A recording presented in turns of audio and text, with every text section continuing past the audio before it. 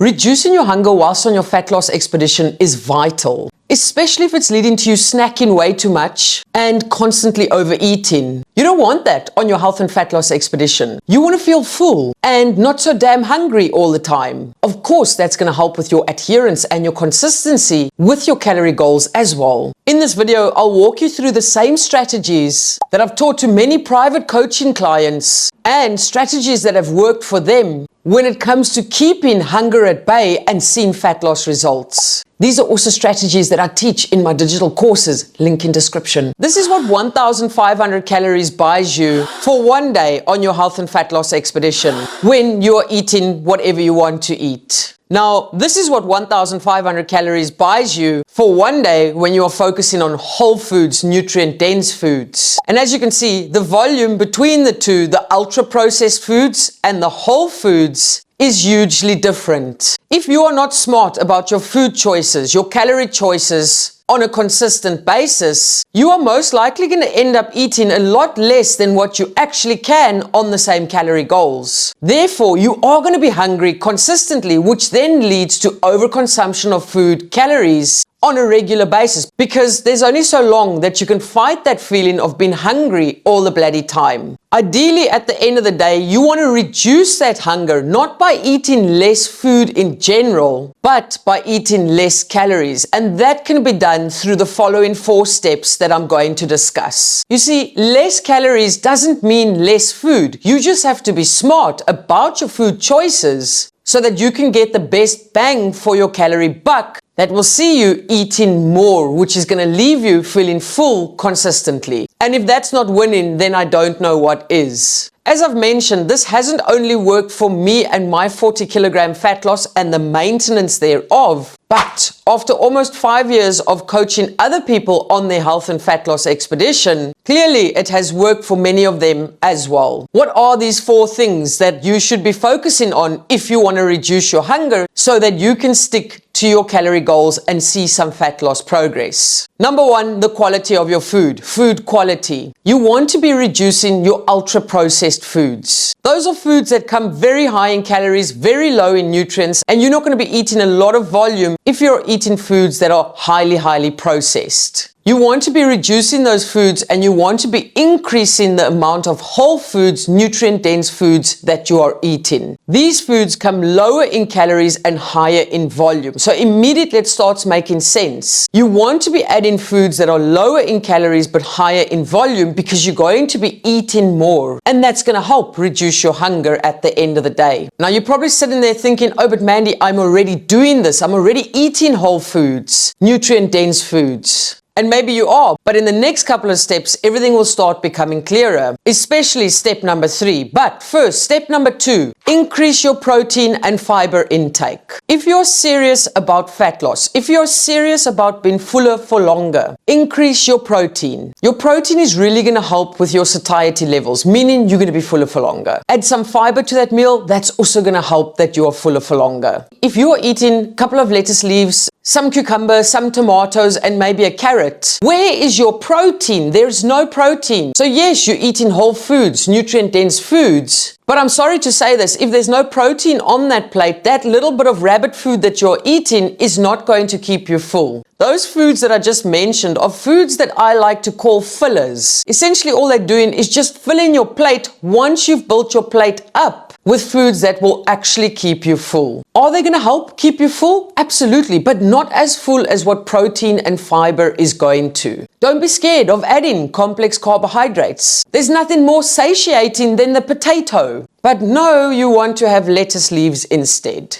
The third thing to start doing to keep your hunger at bay is to start eating 3 meals per day. Just stop skipping meals. Just stop it now. Stop. Stop, Ilori. Stop it. Breakfast, lunch, and dinner. Have those 3 meals every single day, more or less at the same time every single day. By doing that, and by having higher volume meals at a lower calorie rate, You're not leaving yourself chance to be hungry at random hours of the day because you are fueling that hunger consistently, and not only with a piece of lettuce leaf or a carrot or a tomato. Which brings me to the next part of tip number 3. Along with your 3 meals per day, make sure you bulk those meals up. High volume foods is what you want to be focusing on. You don't want to be eating as little as possible. You want to be eating as much as possible on your calorie goals. And that, my friends, that is where those fillers come into play. Your carrots, your cucumbers, your tomatoes, your green beans, whatever other lower calorie veggies you can think of, they are going to bulk your plate up nicely once you've chosen your protein, fiber, complex carbohydrates, and maybe other veggies of your choice. Now, before I get into the last tip, let's quickly recap the first 3 tips, because the last tip isn't so much to do about food as such, but something else that is just as important. The 3 food-related tips: your food quality. Make sure you focus on that. The quality of your food choices. Try and reduce your ultra-processed foods because they usually come in at a higher calorie rate for very little amount of food.